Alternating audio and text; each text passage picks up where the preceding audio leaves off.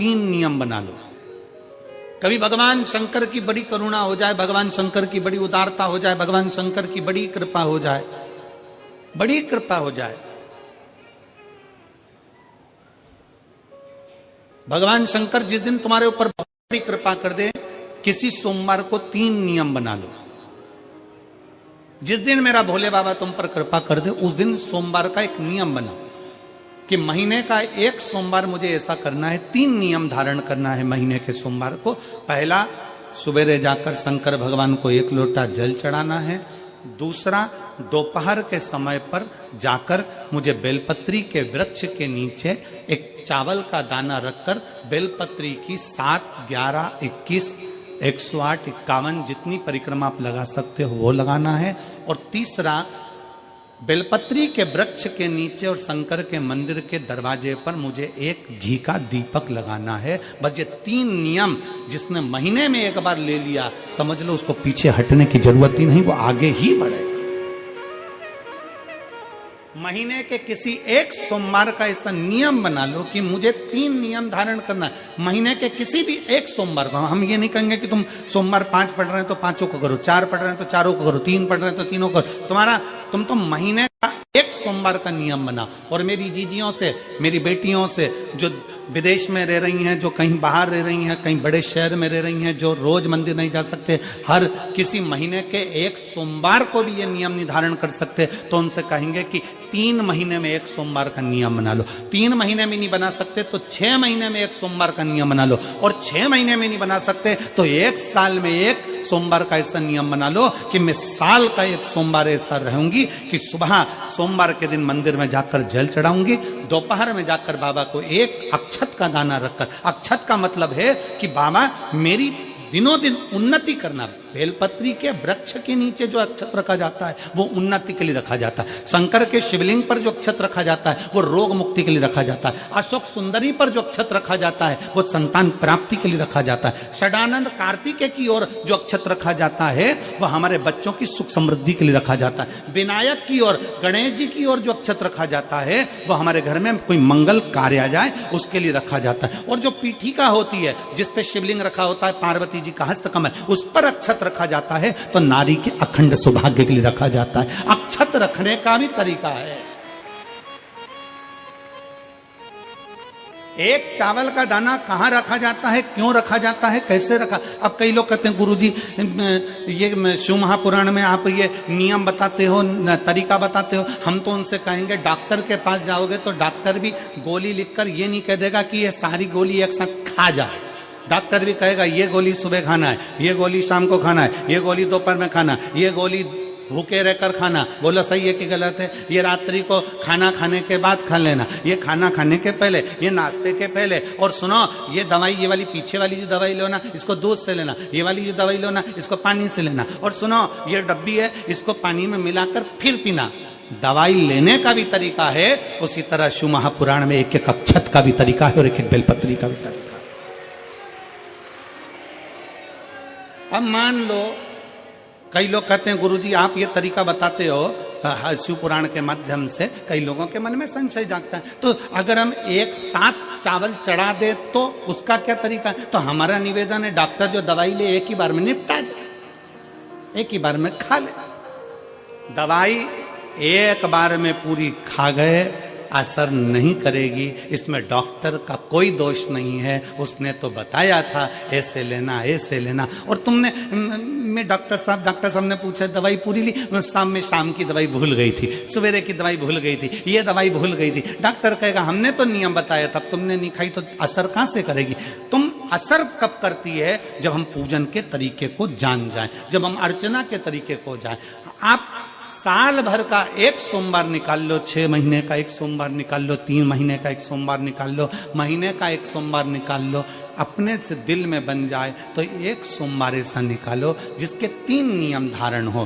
पहला, उसी सोमवार जिसको कर रहे हो उस दिन सुबह जल चढ़ाना।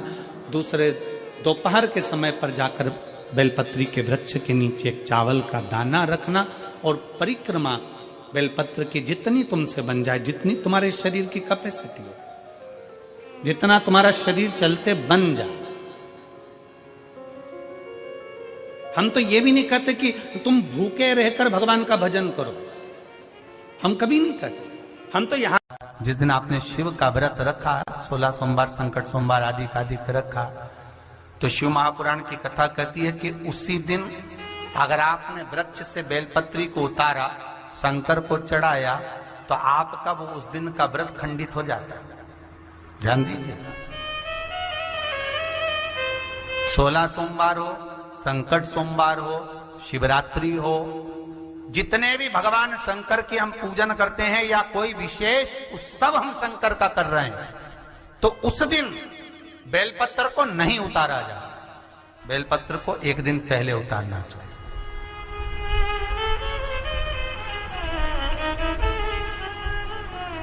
धोकर, साफ कर कर, निर्मल वस्त्र में उसको संजो कर रख देना चाहिए।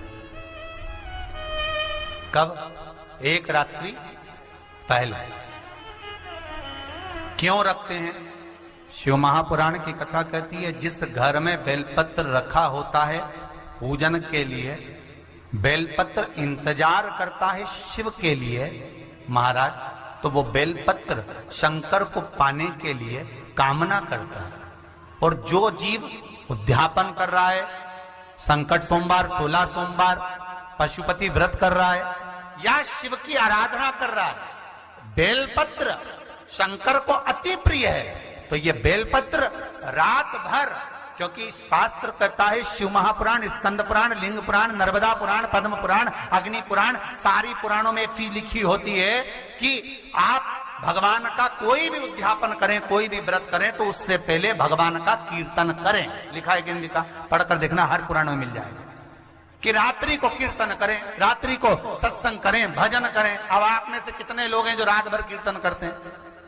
एक रात्रि पहले नहीं करते ना। तो बेलपत्र जो उतार कर हम रखते हैं, वो बेलपत्र रात भर भगवान शिव की आराधना करता है कि इस नारी ने मुझे तैयार करा है शंकर को समर्पित करने के लिए। बाबा ओघड़दानी से कल मैं मिलूंगी और इसकी जो मनोकामना है ना, मैं शिव पर चढ़ते से पूरी करवा दूंगी। इसलिए बेलपत्र एक रात्रि पहले उतारा जाता। पर इतने चतुर लोग हैं, कल आज सोमवार है तो आज ही अपने घर वालों से कहेंगे, आज हमारा व्रत है सोमवार का, जाओ जरा बेलपत्र लेकर आओ, जाओ जरा पूजन का ये बेलपत्र ला कर रखो। अब उसी दिन, और कितना लिखा है महाराज कि बेलपत्र दोपहर के 12 बजे के बाद तोड़ा गया बेलपत्र शंकर उसको स्वीकार नहीं करता, शिव उसको नहीं ग्रहण करता। कितनी बजे? दोपहर के 12 बजे के बाद जो बेलपत्र उतारा जाता है, तोड़ा जाता है वृक्ष पे से, शिव उसको नहीं लेता। 12 बजे से पहले बेलपत्र उतरता है हमारा। तुलसी का दल आप कभी भी उतार सकते हो शाम से पहले, पर बेलपत्र का नियम है 12 बजे से पहले उतर जाना चाहिए। अब कई माताएं कहती हैं, हमने तो व्रत करा, हमारा तो काम ही नहीं हो रहा, हमने तो करा, हमारा काम ही। तो उसका कारण है तुम जरूर गड़बड़ करिए, कुछ ना कुछ कमी। आप शिव जी के सम्मुख में, शंकर भगवान के शिवलिंग पर जब बेलपत्र चढ़ता है, तो बेलपत्र का जो सीधा भाग होता है वो शिव जी के शिवलिंग पर होना चाहिए, उल्टा भाग ऊपर होना चाहिए। बहुत ध्यान से समझना हो। जब नंदीश्वर को बेलपत्र चढ़ाते हो, नंदी जो बाहर होता है उसको बेलपत्र चढ़ाते हो, तो नंदी को 2 जगह बेलपत्र चढ़ती है, आपको ध्यान में होगा। पहली बेलपत्र नंदी को जब चढ़ती है तो नंदी के सामने चढ़ती है, तो उसका बेलपत्री का जो डंडी का मुख है वो नंदी की ओर होता है, और बेलपत्री की पत्ती का मुख शंकर जी की ओर होता है। समझ में आ रहा है सबको? डंडी का मुख, जैसे नंदी ऐसे बैठा है तो डंडी का मुख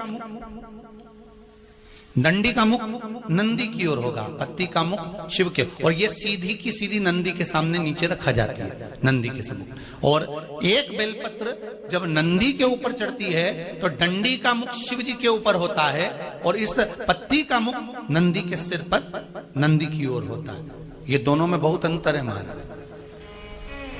जैसे कोई बच्चा कोई कंपटीशन एग्जाम के लिए जा रहा हो या कोई परीक्षा देने के लिए जा रहा हो, और पढ़ाई करे, स्मरण करे, तैयारी करे, वो अपनी जगह पर है। और ऐसा नहीं होता कि बच्चे पढ़ते नहीं है या तैयारी नहीं करते, करते हैं। इसके बाद भी अगर उनका इंटरव्यू में पास नहीं होते या एग्जाम में पास नहीं होते तो उसके लिए ये दोनों बेलपत्री बड़ी काम करती है। बहुत ध्यान देना, जो नंदी के सामने बेलपत्र रखकर जाना, शिव जी के सम्मुख में बेलपत्र रखकर जाना, मतलब नंदी के सम्मुख में जब रखाएगी तो डंडी जम के बोली है कहां होना चाहिए, नंदी की ओर, और जब ऊपर रखाएगी तो डंडी शिव की ओर हो। ये दो बेलपत्र रखकर शिव जी का स्मरण कर कर जाएं, कार्य सफलता की ओर बढ़ता है। कोई काम के लिए आप जा रहे हैं तो उसमें सफलता मिल जाती है, उसमें सफलता प्राप्त हो जाती है। शिव जी को बेलपत्र चढ़ा रहे हो, जो चिकना भाग है सीधा भाग शिव जी के ऊपर,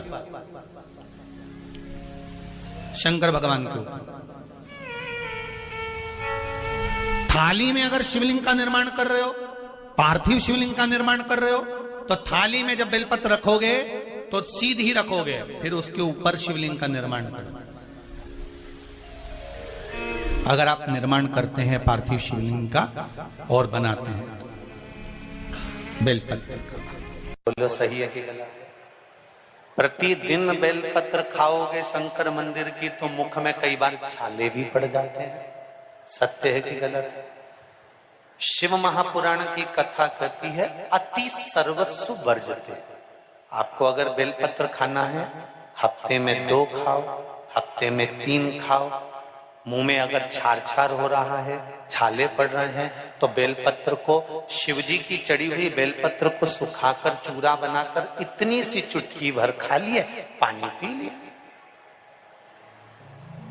लीवर गड़बड़ हो गया है, डायलिसिस चल रहा है, किडनी गड़बड़ हो गई है, डॉक्टर बोल रहा है कि डायलिसिस करवाना पड़ेगा, तो बेलपत्री के पीछे की जो डांट होती है, जिसको आप लोग तोड़ के फेंक देते हैं, वो बेलपत्री के पीछे की जो डांट है, ये ब्रह्मा विष्णु महेश, समझ में आ रहा है आप लोगों को? बीच में जो डंडी दिख रही है आपको, इसके बीच में बड़ी पत्ती और 2 पत्ती के बीच में जो खाली जगह है, ये खाली जो डंडी है, इसमें 33 कोटि देवी देवताओं का स्थान होता है। किसका स्थान है? 33 कोटि देवी देवताओं। इसलिए बेलपत्र चढ़ाते समय बेलपत्र को इस जगह से पकड़कर समर्पित किया जाता है कि 33 कोटि देवी देवताओं का स्पर्श कर कर, ब्रह्मा विष्णु महेश का स्पर्श कर कर चढ़ाया जाता है। बेलपत्री के नीचे की जो डंडी होती है, ये 2 पत्ती से लेकर नीचे का जो भाग होता है, ये स्कंद पुराण कहती है, इसमें 64 योगनियां और मेरी माता पार्वती का संपूर्ण जितनी शक्तियां हैं, वो सारी शक्तियां इस डंडी के अंदर विराजमान होती हैं। इस डंडी के पीछे गोखरू होता है, जिसको माताएं तोड़ देती हैं। वो जो टूटा हुआ गोखरू रहता है, उसमें भगवान शंकर के प्रत्येक गण का भाव रहता है। इनका काम क्या रहता है? जब शरीर में किसी व्यक्ति के जीवन में जब दुख तकलीफ या रोग बढ़ता है, तो वो गोखरू जो नीचे का रहता है, वो टूटा हुआ गोखरू अशोक सुंदरी वाली जगह पर चढ़ाकर हफ्ते में 2 बार उसको चबा चबा कर अगर खा लिया जाए तो डायलिसिस की जरूरत नहीं पड़ती, डायलिसिस छूट जाता है, लीवर और किडनी काम करना प्रारंभ कर देते। और अच्छे से सुन लेना, अभी की अभी घर जाकर शुगर की जांच करना। शुगर कितनी भी हाई जा रही होगी, बेलपत्री के नीचे का गोखरू टूटा हुआ अशोक सुंदरी पर चढ़ाकर खाकर 5 से 7 मिनट मुंह में रख लीजिए और उसके बाद शुगर की जांच कर लीजिए, शुगर लेवल में मिलना प्रारंभ हो जाए। नहीं आता कि आखिर ये शिव महापुराण में शंकर के शिवलिंग में ऐसा क्या है कि शिवलिंग पर 1 लोटा जल चढ़ाया जाए, बेलपत्र चढ़ाई जाए और वो औषधि का काम कर देती है।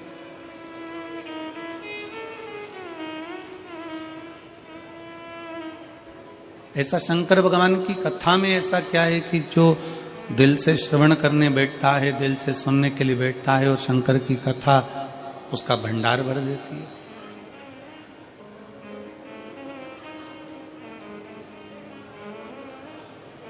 कई लोग इस पे विचार करने में लगे रहते हैं कि ऐसा शिव महापुराण में आखिर है क्या, शंकर भगवान की कथा में आखिर ऐसा है क्या।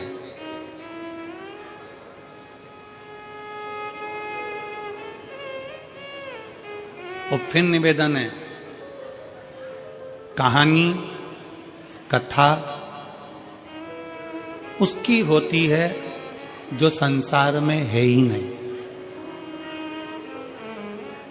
शिव महापुराण की कथा कहती है कि शंकर भगवान की ये शिव पुराण ये कथा नहीं, ये कहानी नहीं, शिव महापुराण तो स्वयं शंकर का एक स्वरूप है। जब हम सुनते हैं तो शंकर को अपने करीब में बुला लेते हैं और अपने पास। पुराण की कथा कहती है आपका चेहरे की दशा, हाथ जो जल चढ़ा रहा है उसका कंपन, जो पात्र आया है उसकी दशा, और आपने जो अपने घर का मटके का, हंडे का, बाल्टी का एक लोटा जल शंकर को जो चढ़ाया, वो जल से भगवान शंकर समझ जाते हैं कि तुम्हारे घर की दशा क्या है और तू क्या मांगने आया है और तुझे देना क्या है।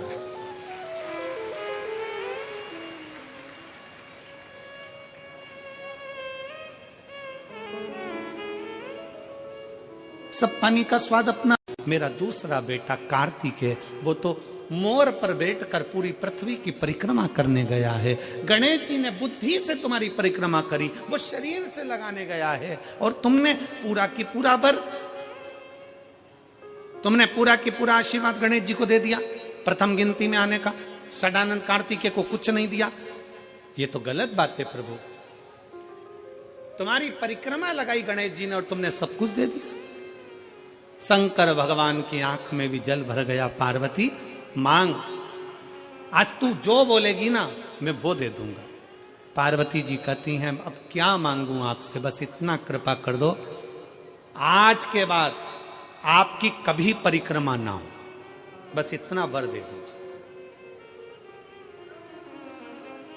आज के बाद आपकी कभी परिक्रमा ना हो। शंकर जी ने पूछा मेरी परिक्रमा नहीं हो, सारे देवताओं की परिक्रमा होगी और मेरी ना हो।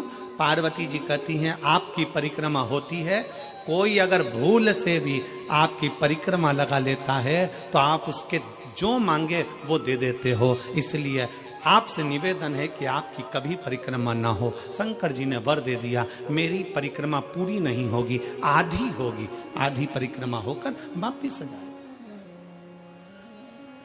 फिर शंकर भगवान बोले पार्वती फिर सुन ले, तूने मेरी परिक्रमा रोकी है पर तेरी परिक्रमा तो नहीं रुकी। पार्वती जी कहती है नहीं प्रभु। शंकर भगवान ने कहा पार्वती मैं तेरे हृदय में निवास करता हूं, मैं तेरे दिल में निवास करता हूं, मेरे चित्त में निवास करता हूं, मैं तेरे दिल में रहता हूं, मैं तेरे हृदय में रहता हूं। और यही तो भारत भूमि की पहचान है।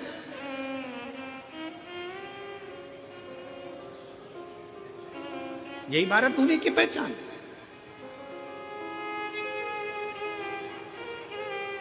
काशी में कथा चल रही थी, समय लग सकता है पर देने में बाबा कमी नहीं रखता। शिव मंदिर में लगाई झाड़ू, शंकर के मंदिर में करी गई सेवा, और शंकर के शिव महापुराण में आए हुए भक्तों की सेवा का फल खाली नहीं जाता।